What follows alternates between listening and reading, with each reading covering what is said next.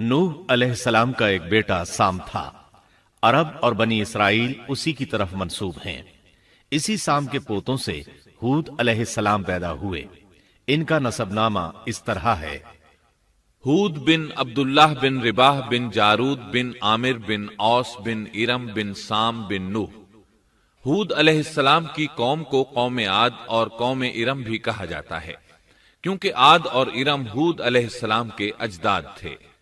قوم ہود احقاف نامی ایک بستی میں آباد تھی، اور یہ بستی عمان اور حضرہ موت کے درمیان ریت کے ٹیلوں والے علاقے میں تھی۔ عربی میں احقاف ریت کے ٹیلوں کو کہتے ہیں۔ یہ علاقہ سمندر کے کنارے واقع تھا اور شہر کے نام سے پکارا جاتا تھا۔ قرآن مجید میں سورۃ الاحقاف آیت 21 میں اللہ تعالیٰ نے انہیں ان کی بستی کی طرف منسوب کرتے ہوئے مخاطب کیا ہے۔ اور عاد کے بھائی کو یاد کرو جبکہ اس نے اپنی قوم کو احقاف میں ڈرایا۔ قوم عاد کے لوگ اپنی رہائش کے لیے خیمے پسند کرتے تھے۔ ان کے خیمے بہت مضبوط اور پختہ ہوتے تھے۔ یہ لوگ ان کو بڑی مہارت سے بناتے تھے، پھر ان پر فخر کرتے تھے۔ اللہ تعالیٰ سورۃ الفجر آیات 6 تا 8 میں فرماتے ہیں: کیا آپ نے نہیں دیکھا کہ آپ کے رب نے عاد کے ساتھ کیا کیا، جو نسل ارم سے تھے، ستونوں والے تھے، جن کے مانند کوئی قوم دنیا کے ممالک میں پیدا نہیں کی گئی۔ اللہ تعالیٰ نے ان کی کاریگری اور فن کی ایک مثال دی ہے کہ وہ ایسے خیموں میں آباد تھے جن کے ستون بہت مضبوط تھے، طاقتور تھے۔ ان لوگوں نے شہروں اور بستیوں کو ایسی کاریگری سے بنایا کہ ان کے متعلق عجیب و غریب روایات مشہور ہو گئیں۔ یہ نرم زمین میں خیمے بناتے تھے، اس کے ساتھ پہاڑوں میں محل بھی بناتے تھے۔ حالانکہ رہائش کے لیے زمین پر خیمے موجود تھے، گویا بیکار دولت اور وقت برباد کرتے، پھر اس پر فخر کرتے۔ شہروں میں جو راستے اور سڑکیں تھیں وہ بہت چوڑی تھیں۔ ان جیسے طویل اور قوی لوگ بعد میں پیدا نہیں ہوئے۔ کاریگری اور فنکاری میں یہ لوگ اس مقام تک پہنچے کہ پھر کوئی نہ پہنچ سکا۔ یہ لوگ عرب تھے اور عربی میں بات چیت کرتے تھے۔ ہود علیہ السلام بھی عربی تھے۔ اسماعیل علیہ السلام سے پہلے کے عرب باشندے عرب عاربہ کہلاتے ہیں۔ ان کے مشہور قبائل یہ ہیں: عاد، سمود، جرہم، امیم، قحطان اور مدین وغیرہ۔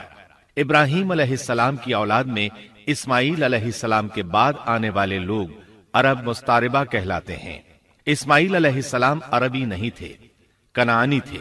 جب ابراہیم علیہ السلام اسماعیل علیہ السلام کو مکہ معظمہ میں چھوڑ آئے اور اسماعیل علیہ السلام نے عربوں سے میل جول قائم کیا تو ان سے عربی سیکھ لی اور اس میں بہت مہارت پیدا کر لی، یہاں تک کہ آپ کو عرب کا فصیح کہا جانے لگا۔ اہل عرب میں فصاحت و بلاغت آپ ہی سے آئی۔ رسول اللہ صلی اللہ علیہ وسلم بھی اسی انداز میں فصیح و بلیغ عربی میں بات کرتے تھے۔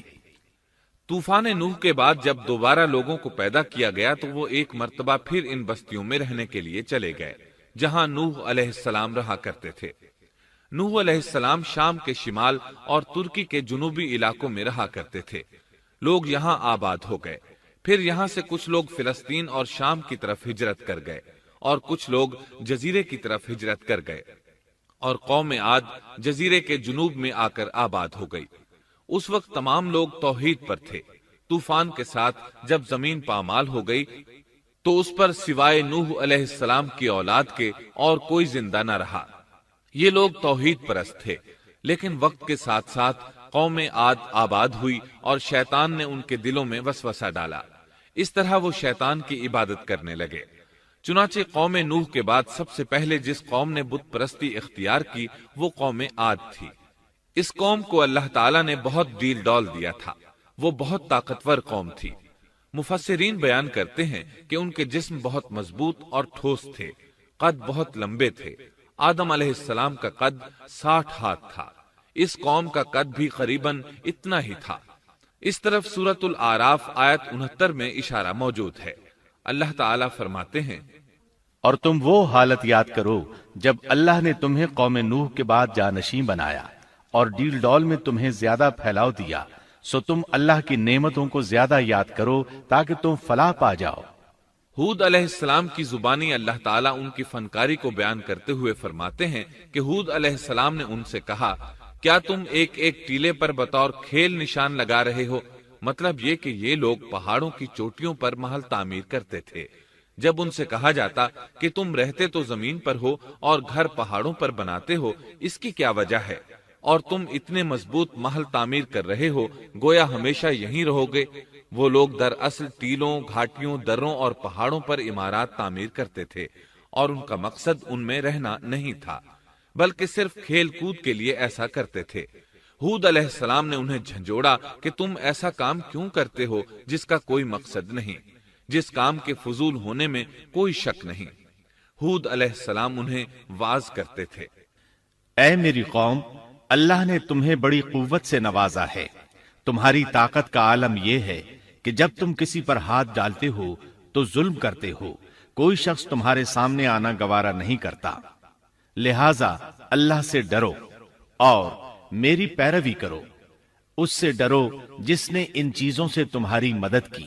اللہ تعالیٰ نے اپنی ہر طرح کی نعمت، مال، اسباب، اولاد، باغات، شہر، قوت، جسامت اور صنعت کاری سے تمہیں نوازا ہے، لہذا تم اللہ سے ڈرو اور میری اطاعت کرو۔ لیکن ان کی قوم نے کوئی اثر نہ لیا، نہ ان پر ایمان لائی، الٹا لگی تکبر کرنے، اللہ کی حمد کی بجائے اس کی ناشکری کرنے لگی۔ اور تکبر کے بارے میں بات یہ ہے کہ جب سے ابلیس نے اس کو اختیار کیا، یہ اس وقت سے آزمائش بن چکا ہے۔ اللہ تعالیٰ سورہ حامیم السجدہ آیت 15 میں فرماتے ہیں، پس قوم عاد نے تو بے وجہ زمین میں سرکشی شروع کر دی اور کہنے لگے کہ ہم سے زوراور کون ہے؟ کیا انہیں یہ نظر نہ آیا کہ جس اللہ نے انہیں پیدا کیا ہے وہ ان سے بہت ہی زیادہ زوراور ہے؟ جب یہ لوگ اپنی سرکشی اور کفر میں حد سے بڑھ گئے، تب اللہ تعالیٰ نے ہود علیہ السلام کو ان کی طرف بھیجا۔ انہوں نے انہیں اللہ کی طرف بلایا اور کہا، اے میری قوم، اللہ کی عبادت کرو، اس کے سوا تمہارا کوئی معبود نہیں۔ کیا تم ڈرتے نہیں؟ قوم کے کافر سردار کہنے لگے، ہم تو دیکھتے ہیں کہ تو نری بے وقوفی میں ہے، ہمارے خیال میں تو جھوٹا ہے۔ اس پر ہود علیہ السلام نے فرمایا، میری قوم، میں بے وقوف نہیں، میں تو تمام جہانوں کے پروردگار کی طرف سے بھیجا گیا ہوں، تمہیں اپنے رب کے پیغامات پہنچا رہا ہوں، اور ہوں بھی تمہارا دلی خیرخواہ اور امانت دار۔ کیا تم اس بات سے تعجب کرتے ہو کہ تم میں سے ایک شخص کی معرفت، اللہ کا ذکر تم تک پہنچا کہ وہ تمہیں خبردار کر دے؟ تم اللہ کی اس نعمت کو یاد کرو کہ اس نے تمہیں قوم نوح کے بعد خلیفہ بنایا اور ڈیل ڈول میں تمہیں زیادہ پھیلاؤ دیا۔ تم اللہ کے احسانات کو یاد کرو تاکہ فلاح اور نجات پا جاؤ۔ ہود علیہ السلام نے اللہ کی عظیم نعمتوں کے ساتھ انہیں نصیحت کی، لیکن وہ بدبخت کفر ہی کرتے رہے۔ آخر انہیں جھنجھوڑنے کے لیے انہوں نے فرمایا، اے میری قوم، اللہ ہی کی عبادت کرو، اس کے سوا تمہارا کوئی معبود نہیں۔ تم تو صرف بہتان بازی کر رہے ہو، یعنی جن بتوں کی تم پوجا کر رہے ہو ان کی پوجا تم نے خود گھڑی ہے۔ اللہ تعالیٰ نے تو اس کے متعلق کوئی دلیل نازل نہیں فرمائی۔ میری قوم کے لوگوں، میں تم سے اس دعوت و تبلیغ کی کوئی اجرت نہیں مانگتا، میرا اجر اس کے ذمے ہے جس نے مجھے پیدا کیا ہے، تو کیا تم پھر بھی عقل سے کام نہیں لیتے؟ اے میری قوم کے لوگوں، اپنے رب سے گزشتہ گناہوں کی معافی طلب کرو، آئندہ گناہوں سے توبہ کرو، تاکہ وہ برسنے والے بادل تم پر بھیج دے اور تمہیں طاقت میں اور بڑھا دے، تاکہ تم گناہگار ہونے کے باوجود روگردانی نہ کرو۔ ہود علیہ السلام مسلسل انہیں دعوت دیتے رہے، لیکن وہ ظالم قوم نوح کی طرح ان کا مذاق اڑانے لگی اور کہنے لگی، ہمارے خیال میں تو بے وقوف ہے، اور شاید تو ہمارے کسی معبود کے بڑے جھپٹے میں آ گیا ہے، تو ہمارے بتوں کو برا کہتا ہے، اس لیے ان میں سے کسی کی مار تم پر پڑی ہے، اسی لیے تو ذہنی مریض بن گیا ہے۔ وہ ظالم لوگ چونکہ آخرت پر ایمان نہیں رکھتے تھے اور دنیا میں خوشحالی کی زندگی بسر کر رہے تھے، اور تھے بھی اپنی قوم کے سردار، اس لیے اپنے ماتحتوں سے کہنے لگے، یہ تو تم جیسا ہی انسان ہے، وہی کچھ کھاتا ہے جو تم کھاتے ہو، اور پیتا بھی وہی کچھ ہے جو تم پیتے ہو۔ اب اگر تم نے اپنے جیسے انسان کی اطاعت قبول کر لی تو سخت خسارے میں رہو گے۔ کیا یہ تمہیں اس بات سے دھمکاتا ہے کہ جب تم مر کر خاک اور ہڈیاں بن جاؤ گے تو پھر زندہ کیے جاؤ گے؟ ہرگز نہیں، یہ بات امکان سے باہر ہے جس کا وعدہ تم سے کیا جاتا ہے۔ یہ زندگی تو صرف دنیا کی ہے، ہم مرتے جیتے رہتے ہیں، ہم پھر نہیں اٹھائے جائیں گے۔ یہ تو وہ شخص ہے جس نے اللہ پر جھوٹ باندھا ہے، ہم اس پر یقین کرنے والے نہیں۔ ہود علیہ السلام انہیں دعوت دیتے رہے یہاں تک کہ ان کی قوم نے واضح طور پر کہہ دیا کہ آپ ہمیں واز سنائیں یا نہ سنائیں، ہم تو اپنی روش نہیں چھوڑیں گے، یہ تو پرانے لوگوں کا دین ہے۔ اس طرح قوم انہیں مسلسل جھٹلاتی ہی رہی۔ آخر ہود علیہ السلام نے بھی انہیں کھلم کھلا دھمکی دی اور فرمایا، لوگو سنو، میں صرف تمہیں ہی نہیں اللہ کو بھی گواہ بنا کر اعلان کرتا ہوں کہ اللہ کے سوا جس جس کی عبادت ہو رہی ہے میں ان سب سے بری طرح بیزار ہوں۔ اب تم ہی نہیں اپنے ساتھ اوروں کو بھی بلا لو اور اپنے ان سب جھوٹے معبودوں کو بھی بلا لو، اور تم سے جو ہو سکے مجھے نقصان پہنچا دو، مجھے کوئی مہلت نہ دو، نہ مجھ پر ترس کھاؤ۔ یہ فرمانے کے بعد انہوں نے اللہ سے دعا کی، اے پروردگار، ان کے جھٹلانے پر تو میری مدد فرما۔ اللہ کی طرف سے آپ کو جواب ملا، یہ تو بہت ہی جلد اپنے کیے پر پچھتانے لگیں گے۔